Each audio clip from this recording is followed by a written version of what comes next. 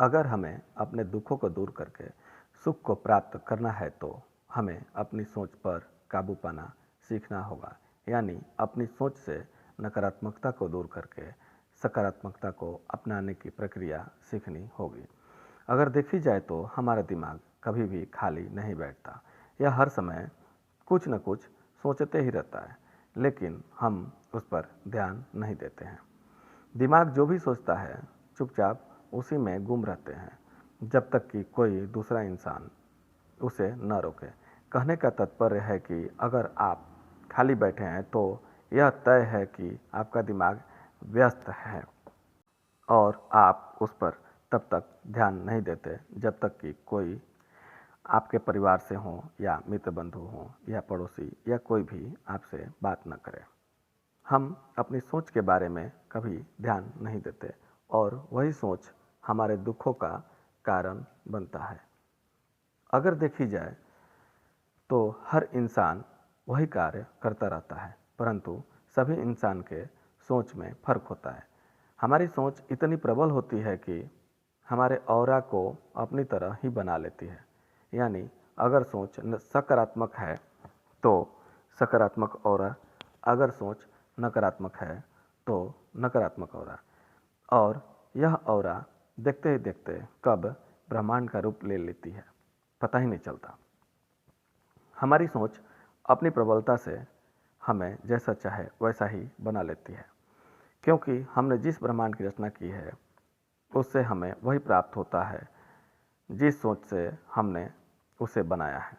अगर हम अपनी सोच और विचारों के द्वारा जिस ब्रह्मांड की रचना कर रहे हैं उसमें सकारात्मकता भर दें तो क्या होगा और नकारात्मकता भर दें तो क्या होगा, यह हम अच्छे से जानते हैं, क्योंकि प्रकृति का नियम न्यूटन के तीसरे नियम पर ही आधारित है।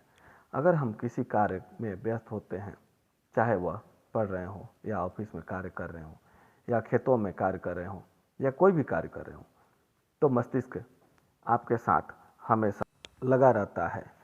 परंतु जैसे ही आप कार्य से निवृत्त होते हैं वह अपना कार्य यानी सोचना शुरू कर देता है। अगर आप मस्तिष्क को रोकना चाहते हैं तो भी वह नहीं रुक सकता। हाँ, थोड़ी देर के लिए वह रुक सकता है, परंतु फिर दोबारा वही कार्य करना शुरू कर देता है। इस परिस्थिति में हमें एक छोटा सा परंतु बहुत ही महत्वपूर्ण कार्य करने की आवश्यकता है। वह यह है कि जो हम सोच रहे हैं उस पर ध्यान आकर्षित करने की चेष्टा करें। आपका दिमाग क्या सोच रहा है उस पर ध्यान दें और उसको दूसरी ओर ले जाने की कोशिश करें। ऐसे विचार लाएं जिसमें नकारात्मकता न हो। यह कार्य शुरुआत में थोड़ा कठिन लगेगा, परंतु धीरे धीरे जब आप उस पर ध्यान देने की प्रक्रिया दोहराएंगे तब बिल्कुल आसान हो जाएगा और आपके विचारों में सकारात्मकता भर जाएगी।